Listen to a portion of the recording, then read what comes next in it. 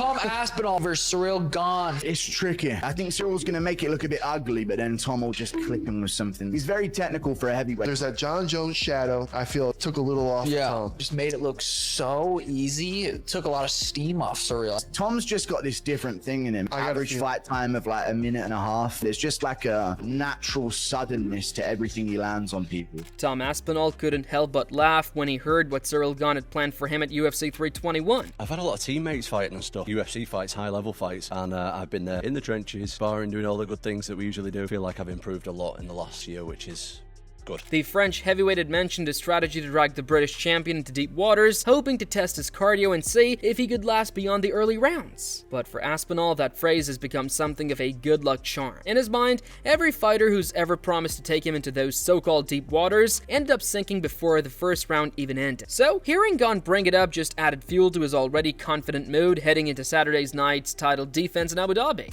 Did he actually use the word deep waters?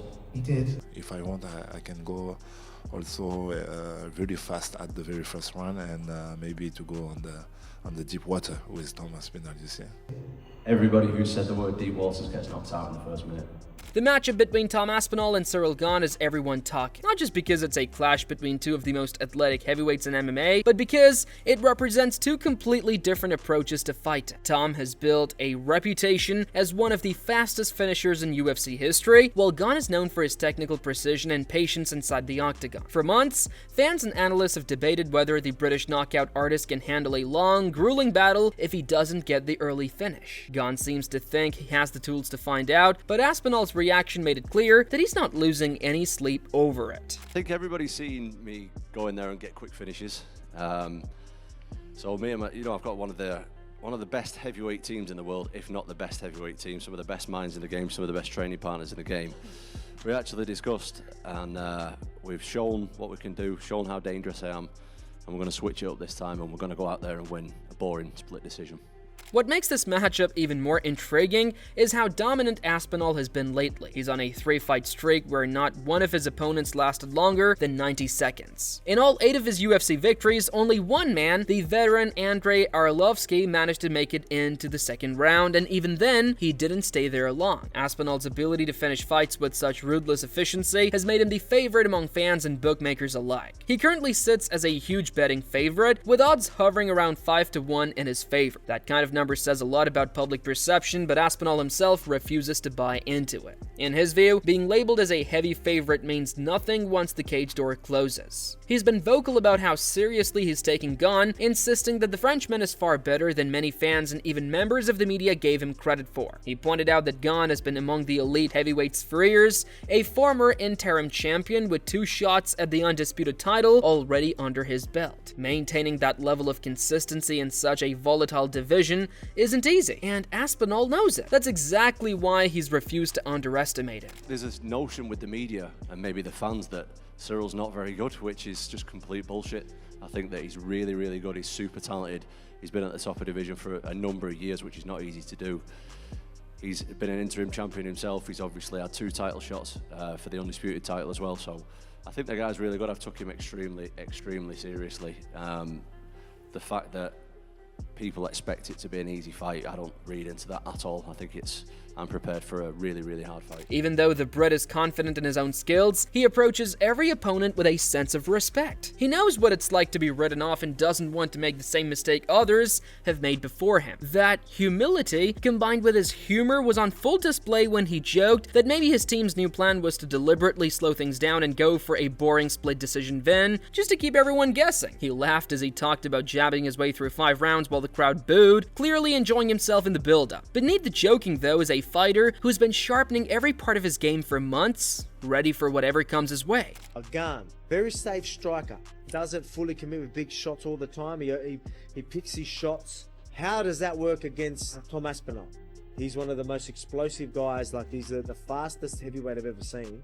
And I think he just blitz straight through Gane, to be quite honest. Whether it's a takedown or even with the strike. Meanwhile, Ciryl Gane hasn't exactly been quiet either. While the Frenchman has been respectful of Aspinall overall, he recently criticized one of the champion's pre-fight habits. Aspinall is known for placing his hand on his opponent's shoulder during face-offs, something he's done several times before fights. Many believe it's his way of getting an early feel for his opponent's range, but Gane found the gesture unnecessary and even called it ridiculous in a lighthearted way. He joked that if someone wants to test their reach, they should measure it on a wall instead of touching him. It wasn't meant as serious trash talk, but it added a playful spark to an otherwise respectful rivalry. Tom Aspinall versus Ciryl Gane.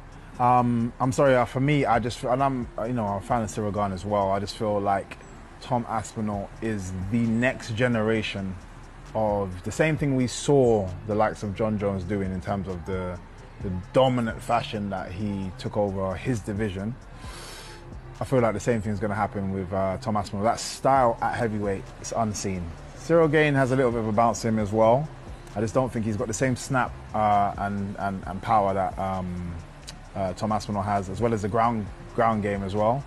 Although you probably won't see it in this fight, I feel like he could get a knockout in this fight. Outside of the two fighters themselves, plenty of big names in the MMA world have weighed in with their own takes on how this fight could play out. Daniel Cormier doesn't see this as a walkover by any means. In his mind, this matchup is fascinating precisely because of how evenly matched both men are in terms of athleticism and fight IQ. He views it as a true test of styles.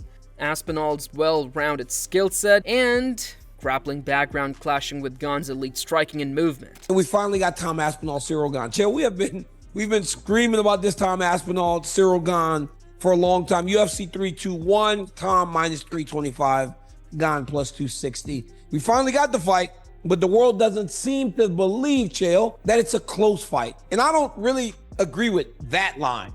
I think this fight is much closer. Tom Aspinall minus 325, Ciryl Gane plus 265. Not everyone shares Cormier's enthusiasm about the fight's significance. Chael Sonnen has been one of the more outspoken critics, suggesting that the matchup lacks excitement from a promotional standpoint. He argued that the heavyweight division has struggled to maintain consistent momentum ever since John Jones stepped away, and this fight doesn't necessarily fix that problem. Still, even Sonnen admitted that both fighters deserve credit for stepping up and keeping the division active. He believes that despite his initial reservations, this fight could be exactly what the heavyweight scene needs to spark some energy back into it. If he's gonna go up to heavyweight, shouldn't he be coming after the heavyweight champion? John is the right size. Dana gave a resistance to the idea. In fact, he did it directly to me. I asked him, he asked me, Chael, have you met Tom? Tom is huge. Tom is 260 plus pounds of muscle. But that isn't the issue with John. As a matter of fact, Piera just walking around weighs more than John weighs. John at heavyweight has weighed 236 pounds. Piera weighs 244 pounds. Now, why John? What would they be fighting for? If you're gonna put that fight together, what do you do with Tom? It would seem if you have John Jones back, John Jones versus Tom would be the fight. It would seem if Piera moved into heavyweight, champion versus champion, not champion versus former champion or champion versus contender. Ian Gary offered a slightly different take. He pointed out that Tom Aspinall's rise to the top happened so quickly that some fans never had the chance to fully appreciate his skill set. When Aspinall became champion after John Jones' retirement, a few doubters questioned whether he truly earned the title or just inherited it by circumstance. Gary believes this fight is the perfect opportunity for Aspinall to silence those critics once and for all. A dominant defense against someone as proven as Gane would erase any remaining doubt about who the real king of the heavyweight division is. For Gary, this fight isn't just about the belt, it's about solidifying legacy.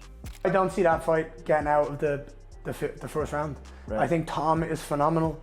I think he's absolutely the best heavyweight we've ever seen in the UFC. I said to him, it sucks to win the belt that way, to be the champion this way, that no one's going to remember that in 3 fights time. They're just going to remember what you've done and that you are the champion of the world and you're the best in the division, and that's it. Another voice chiming in from the UFC 321 card was Jailton Almeida, one of the top contenders in the division. Almeida didn't hesitate to say that he believes Aspinall will retain his title and do so convincingly. Known for his own dominant grappling, Almeida's always respected Aspinall's composure and work ethic. He also hinted that Gane might not be as focused as he used to be, noting that the Frenchman's growing interest in film and acting could be taking away away from his dedication to fighting. Almeida sees Aspinall as the complete opposite: disciplined, consistent, and laser-focused on being the best. In his view, that mental edge will make all the difference on fight night. That Aspinall beats Gane, you know, it seems like Gane has other priorities in his life right now, and once you're fighting at this level, there can be no other priority. You know, if you're fighting at this level, if you're fighting for the heavyweight crown of the UFC,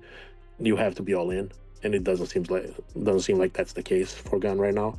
So I don't know, you know, and that's the thing.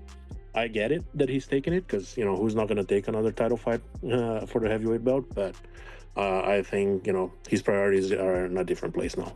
Within Aspinall's own camp, confidence couldn't be higher. His training partner Martin Bude has seen firsthand how sharp the champion looks heading into this defense. Bude described this version of Aspinall as the most well-rounded and mentally locked in he has ever been. Every training session, every sparring round, and every conditioning drill has been designed to bring out the best version of him possible. From timing to composure to strategy, everything seems to be clicking perfectly. According to those around him, Aspinall isn't just preparing to win, he's preparing to dominate. Like, I love Tom Aspinall and like his team, his father, like everyone in that team. So I'm really looking up to that fight. And I will be cheering for Tom. I think he will secure like a spectacular win and finish in that and like defend the title. So I'm very happy for him. I'm really happy that I can be there and train with them. I'm really thankful.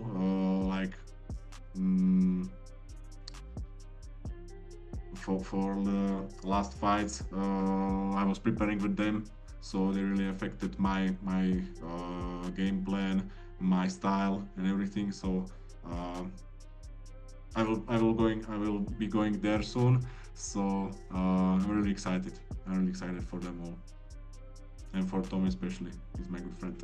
Yet, even with all that said, not everyone is expecting another lightning-fast finish. Alex Pereira, the reigning light heavyweight champion, believes this fight will test Aspinall in a completely different way. He thinks Gane's calm, tactical approach could draw the champion into deeper waters, something Aspinall hasn't experienced in years. Pereira expects a longer, more strategic fight, one that might challenge the Brit's patience rather than his power. If Gane can stay composed and stick to his game plan, Pereira believes he might frustrate Aspinall and force him to adapt as the rounds go on. What do you think about Aspinall and Ciryl Gane? Like, who do you think you will win? Is the winner something that interests him? Cara, ali é uma luta assim difícil, né? Mas o Tom Aspinall, campeão, vem mais confiante. Mas assim, eu vejo que ele lutou com atletas também assim, muito agressivo, entendeu?